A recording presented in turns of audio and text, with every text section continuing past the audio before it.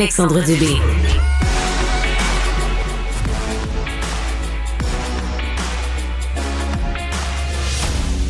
Celui qui a été maire de Terrebonne, Jean-Marc Robitaille, entre 1997 et 2016, revient dans l'actualité ce matin. C'est dans le journal. Nos collègues du bureau d'enquête nous apprennent que M. Robitaille et ses collaborateurs ont peut-être échappé à leur procès criminel. Par contre, la justice pourrait encore une fois les rattraper au civil cette fois. Jean-Louis Fortin est directeur du bureau d'enquête, va nous expliquer ça. Salut Jean-Louis. Salut Alex. Là, ce qui arrive, c'est que la Ville a accès maintenant à la preuve de l'UPAC qui a été présentée au procès. Oui.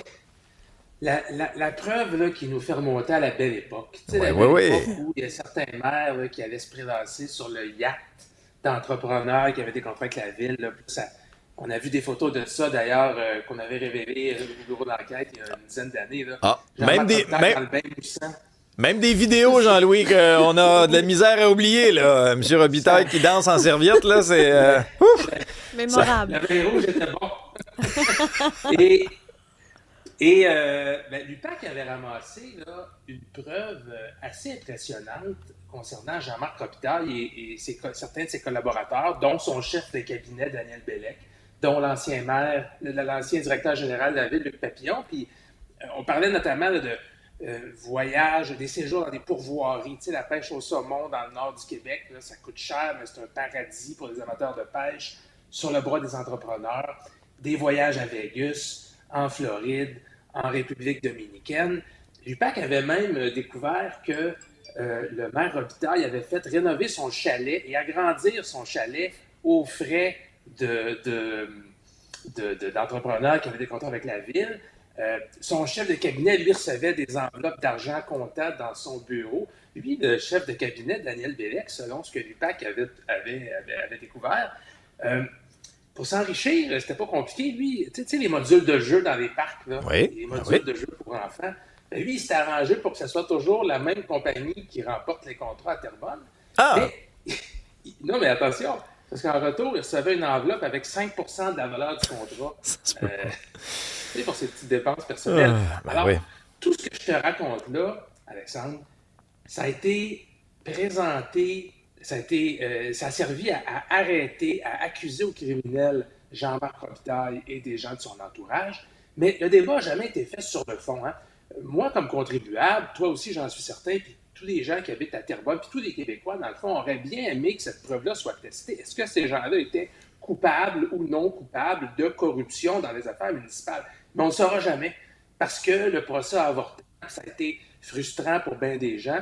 L'UPAC et la Couronne ont manqué à leur devoir de divulgation de preuves. Ça a été un fiasco, ça. Puis la juge avait dit, écoutez, c'est bien de valeur, là, mais ces accusés-là, ils ont des droits fondamentaux quand même. Si on ne leur donne pas toute la preuve, si on leur cache certaines affaires, je dois arrêter les procédures.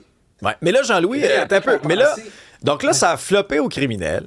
Sauf que là, la Ville a entre les mains, c'est à peu près 80 000 fichiers informatiques de l'UPAC. Et là, ils vont essayer, de les repogner au civil?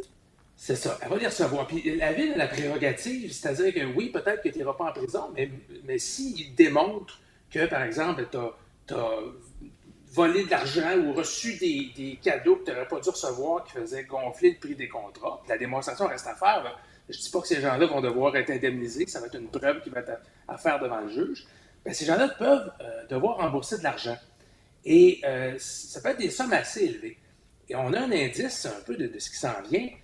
En épluchant les dossiers judiciaires, on se rend compte que Terrebonne, en ce moment, réclame un peu plus que 800 000 $ à Daniel Bellec, justement, l'ancien chef de cabinet, là, justement parce que, selon la Ville, il recevait de l'argent comptant là, pour faire installer des modules de jeu d'une certaine compagnie.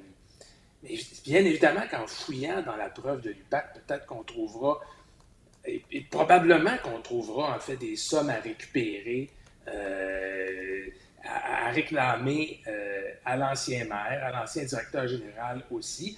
Puis Terrebonne ne serait pas la première ville à faire ça. Hein. Montréal l'a fait. Laval l'a fait. Ils ont déposé une série de poursuites. Puis souvent, ça passe un peu sous le radar parce que c'est des dossiers qui traînent en longueur. Ça prend des années. Puis ça se règle souvent dans des ententes hors cours. Mais les villes réussissent comme ça à aller récupérer de l'argent là, qui avait été versé en trop à la belle époque, là, il y a 15-20 ans, là, quand c'était le party puis que les enveloppes brunes se faisaient aller. Jean-Louis Fortin, directeur du bureau d'enquête de Québecor. Merci à toi.